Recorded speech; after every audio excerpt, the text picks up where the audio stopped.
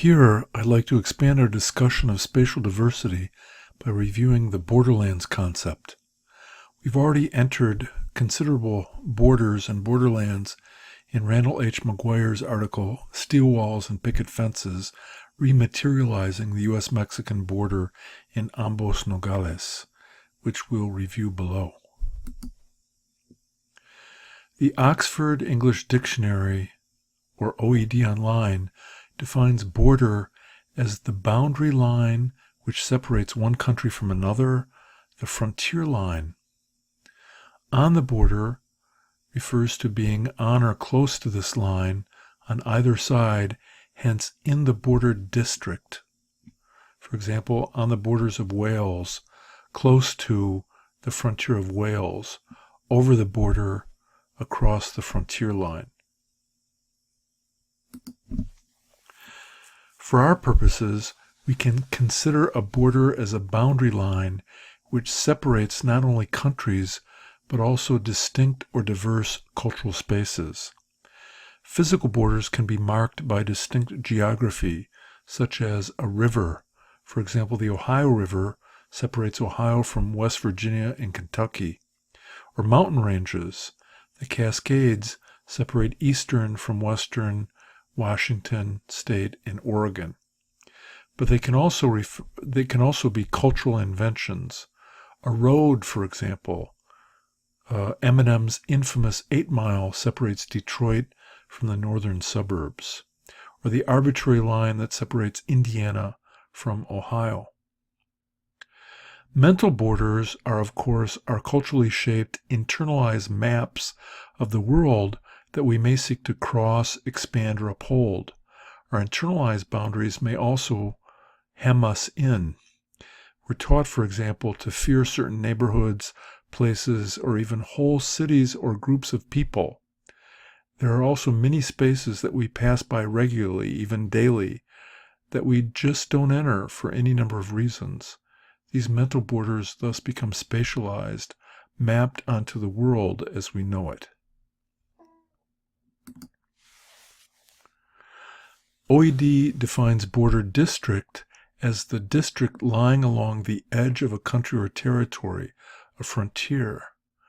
This concept begins to get at the more recent scholarly concept of borderland, which in fact OED defines synonymously as a land or district on or near the border between two countries or districts. Merriam-Webster Online defines borderland as a territory at or near the border, a fringe, as in living on the borderland of society, and as a vague intermediate state or region. If borders are clearly delineated lines, then how is it that borderlands can become a vague intermediate state or region? This is because borders are rarely clear-cut or simple. They bring together distinct peoples who mix, share cultural practices, goods, and ideas. They are zones of hybridity characterized by spatial ideologies, national agendas, personal and group agency, inclusion and exclusion, creativity, and power dynamics. As spaces of diversity and contestation, borderlands have become of increasing interest to anthropologists and other scholars. The borderlands concept arose in the writings of Gloria Ansaldüa and anthropologist Renato Rosaldo, particularly in relation to the Texas-Mexico border region, a space where cultures conflict, contest, and reconstitute one another.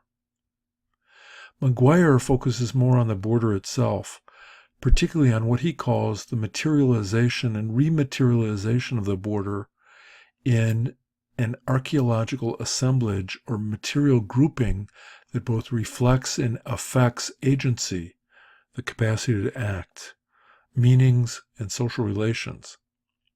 He notes that the border itself emerges dialectically from fortification and transgression. By this, he means that people in Ambos, Nogales, the divided city that sits on the Arizona-Sonora border, continue to resist and to challenge the border, which pushes the U.S. government to build stronger walls in heightened border patrols that people continue to challenge.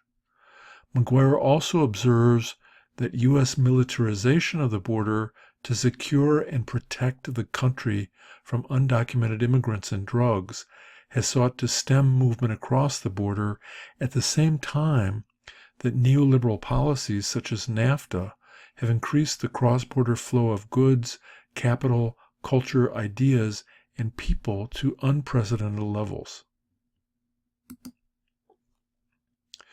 Although McGuire does not conceptualize Borderlands here, one could surely refer to Ambos, Nogales, and surrounding areas as a cultural borderland profoundly remade through the materialization and rematerialization of the border.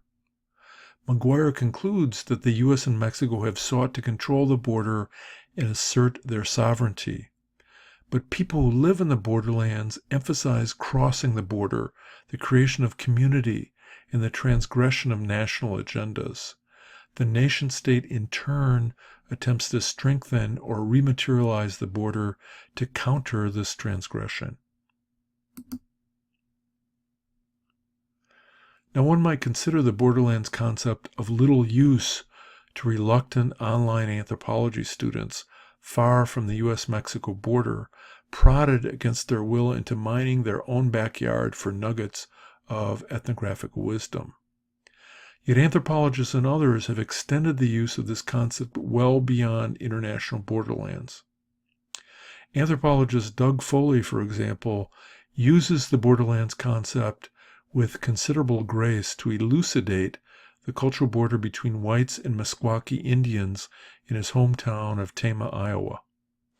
According to Foley, a cultural borderland is a contradictory historical situation in which complex cultural identities are produced. Ansaldüa herself extends her discussion of the border beyond South Texas.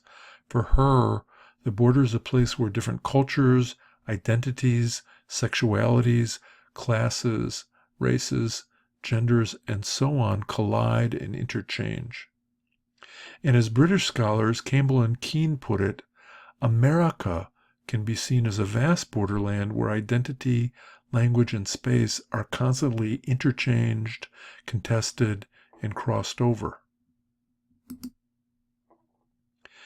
In Latino Heartland, Sujay Vega writes ethnographically of the Latino community in Lafayette, Indiana, that has faced increasing exclusion and discrimination while also asserting its right to belong as Latino Hoosiers.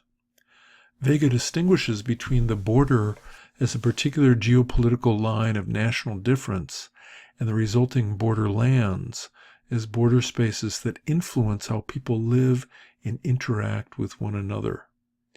In this regard, Vega argues, the borderlands expand beyond the space directly adjacent to a national border. In other words, local borderland mindsets shape how Latinos are viewed and fuel spoken and written anti-immigrant narratives, which abound in Indiana. She concludes, emerging mental borders in the Corn Belt of the Midwest broaden the reach of border theory to the interior of the United States. So if Iowa, Indiana, and Hamilton herself are America herself are borderlands, then perhaps we can use the borderlands concept to explore cultural divides, that is, historical, discursive, practical, and ideological divides that crisscross our worlds. How do spatial divisions, borders, and borderlands help us to think about spatial diversity right under our noses? Let me end here with a quick example from Hamilton, Ohio, where I live and teach. A map of Hamilton shows the Great Miami River flowing southward, splitting Hamilton into two halves and providing the most obvious boundary between predominantly white, middle-class West Hamilton and predominantly working-class Appalachian, African-American, and Latino East Hamilton. At the same time, neighborhoods on both the east and west sides of the river are divided along lines of race, class, and ethnicity. I'm not from here, and claim no privileged knowledge of deep Hamilton compared to families that settled here generations ago. But when it comes to borders, I'm mindful that the Ohio River, less than 25 miles south of here as the crow flies, served as a border heavy with history between a so-called free state and a slave state. When I was still a newcomer to town, I was cautioned by my West Side neighbors about which neighborhoods to avoid if I did not want to be savagely murdered and robbed by drug-crazed ethnics. So, what about you? How do you experience borders? Can you identify borderlands in the city, suburb, or area where you happen to be physically while following this presentation? Right? I'm going to ask you to think about that in an upcoming assignment.